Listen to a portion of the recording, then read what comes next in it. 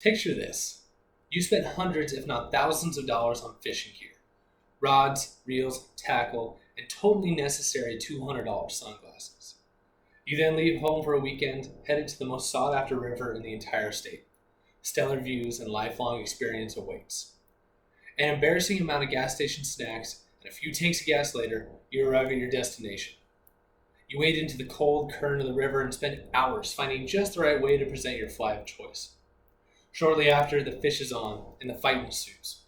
After a short 5 minutes that feels like 50, the gorgeous fish is in your net. The culmination of so much time, money, and effort is in your hands. You take time to admire the cold, sleek, and powerful body of this magnificent creature, and then you put it back. The idea of catch and release fishing defies logic, but despite this, every fisherman on earth has done it, and in the following presentation I'll explain the reasons why.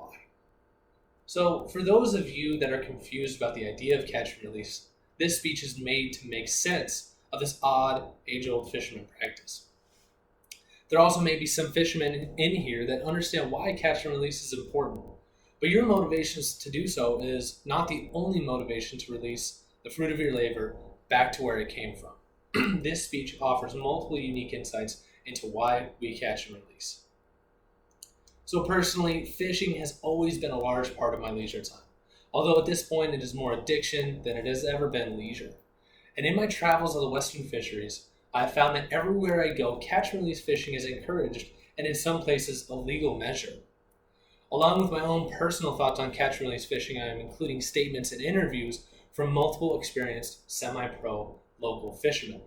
Their motivations are most certainly different from mine. So, selective release, mistake catching, and legitimate intention to release all fish play a part in catch and release fishing.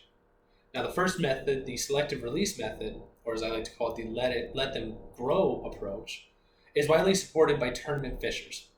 Now, they support this because the practice of releasing fish of underwhelming size increases the amount of tournament level fish in a body of water. Now, here you can see a winner's podium at one of these bass fishing events, and for you NASCAR fans, this might look very similar to what a NASCAR winner's podium looks like, and the events are set up in a very similar format. So, personal value is another reason to release fish that are not of the proper size. And in one of my interviews with one of the local semi-pros, he recited a common phrase in the fishing community: let them go, let them grow. Now, what he means by this is letting go a fish of underwhelming size, gives them a chance to grow up themselves and also repopulate the gene pool of that fishery with stronger genes. So legality is another reason to let the smaller fish go. State biologists have made the determination that adolescent fish are important to the health of the fishery. Therefore, legal restrictions have been put into place to protect these young fish. One of the ones that we have here in Idaho is that no largemouth or smallmouth bass of under 12 inches is allowed to be kept in any fishery. So, quick example of that legal measure of letting small fish go. So, unlike the practices I have talked about thus far, the following reason for catch and release is purely based on making a mistake. And for that reason, I call it the oops approach. So, sometimes things do not go as planned, and often fishermen catch something that they had no intention of catching. Here you see a large catfish that my grandfather caught on CJ Strike Reservoir, and when we caught this, we were fishing for crappie. So for that reason, when we caught the fish, we took our photos and put it back because we had no intention of keeping catfish. We had no reason to keep a catfish. So it only makes sense to put it back. So this is a small example of the oops approach, but a larger example of this is in commercial fishing. And commercial fishing has a large problem with the oops approach. As per Oceana, 17 to 22% of fish caught by commercial operations are thrown back. Now, sadly, during the catching of these fish, they are often injured or are killed and are just put back into the water. So this is a large problem that the commercial fishing industry has. Now we move into the stranger side of catch and release fishing. Why catch a fish if you don't plan to keep any? Now here's why. So this is the zero intention approach, as I like to call it. And another interview with the second local semi-pro, he tells me that fishing has very little to do with fish.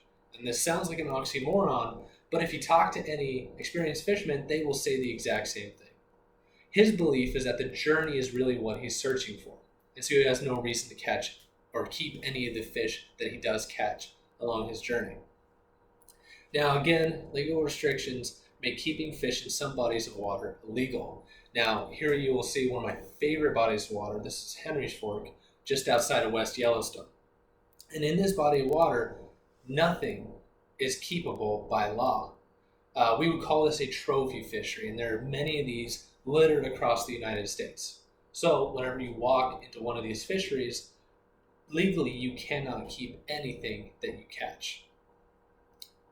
So, those who selectively keep fish, mistakenly catch fish, and intend to release fish always are all playing a part in catch and release fishing. Now, let's think back. You just released the thing that you worked so hard for.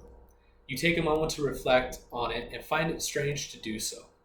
Despite all this, you feel the need to do it again, and like a runaway train, you start the process over.